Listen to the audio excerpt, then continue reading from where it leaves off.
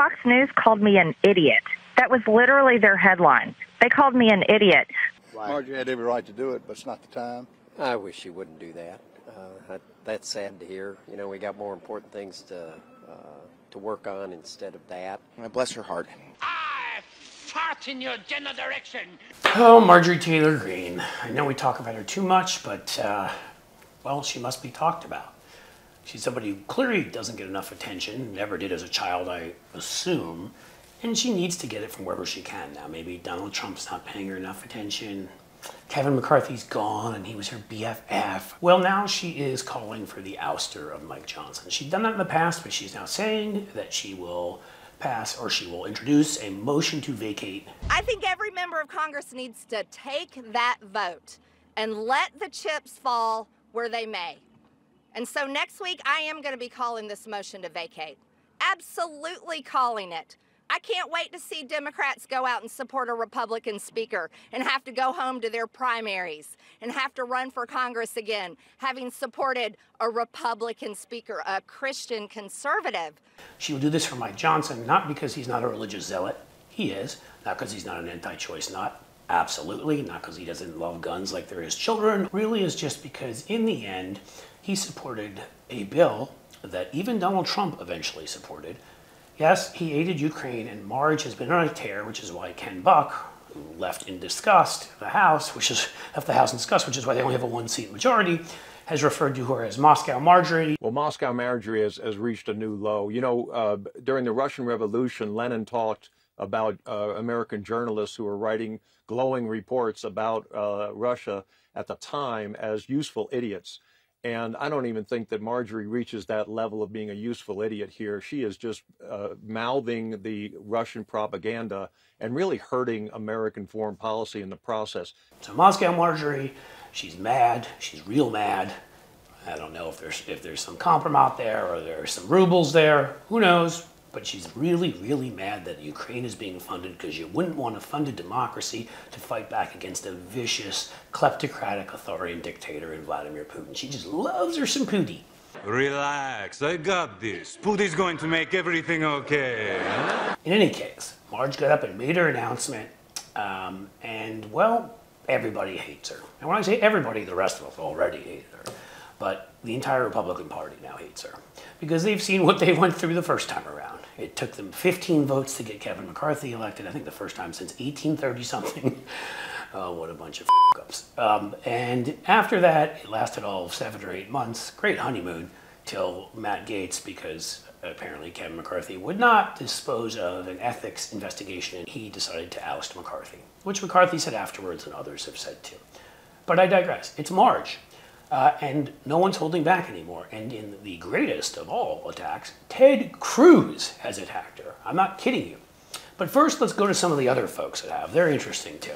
There's a few of them that really you'd expect. They're from that last remnants of the, if you want to call it the Romney wing, the wing that believes in things like NATO and democracy. And some great quotes here. I'm going to read them to you.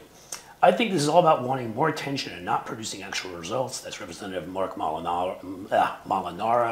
He is from New York, and he will probably lose his next election, so I see. Tennessee's Andy Ogles, probably the most Republican name you could ever have, and very appropriate for a MAGA, said that she was a distraction and she was making a mistake. I like Derek Van Orden of Wisconsin's the best. He said, we have to understand this is not junior high school or a reality television show. Yeah. Well, poor guy may want to tell his own party that because they elected Donald Trump, a reality television star. And when you're a star, they let you do it. The problem is Marge might think it's a reality show because the Republican Party currently lives by the ethos of the reality show. Right? It's all sensationalism and fighting and he said and she said and, you know, the civil wars are everywhere. Okay. But here are my two favorites. The fact that Matt Gaetz said, I think in an election year right now, this probably doesn't portend too well.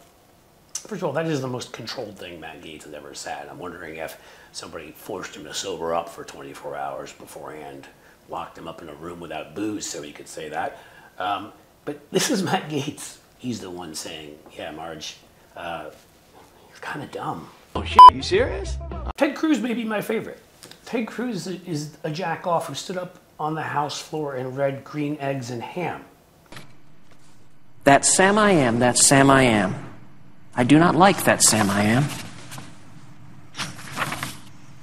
Do you like green eggs and ham? And he has referred to her as both silly and what she's doing with House Speaker Mike Johnson as, quote, counterproductive and, quote, really unhelpful to the country. Again, a guy who stood up and read green eggs and ham on the House floor. A guy who tried to disappear with his little potbelly and his little rolly suitcase when people in his state were freezing. Decided to go to Cancun, left the dog in Kristi Noem fashion in the house in Texas because the dog freezes. Who cares, right? You're a Republican. Who cares about dogs? He, that guy, that pathetic performative loser who everybody else hates, who only can get 3 members of the sitting Senate, his colleagues, to endorse him for president. That's the guy who's calling you silly, counterproductive, and really unhelpful to the country. Now, Marge, as the angry, angry lady that she is, who never can seem to be happy about anything, well, she doesn't really care. Or she pretends she doesn't care. I think it's probably more that. Quote, and again, showing the kind of class that she and Lauren Boebert are famous for, I really don't give a rat's ass what anybody up here says about what I'm doing, unquote, she told CNN. Well, people do give a rat's ass about what you're doing. They just hate you for it. The Republican Party knows that next week you're either going to have the votes, in which case they're going to be thrown into complete disarray and have no speaker again, or, but let's just say she gets a couple people to vote present or something else, because they don't want to toss him out, but they want to show support for Marjorie Taylor Greene. I could think of Thomas Massey, who called her the most, quote, serious legislator on the Hill.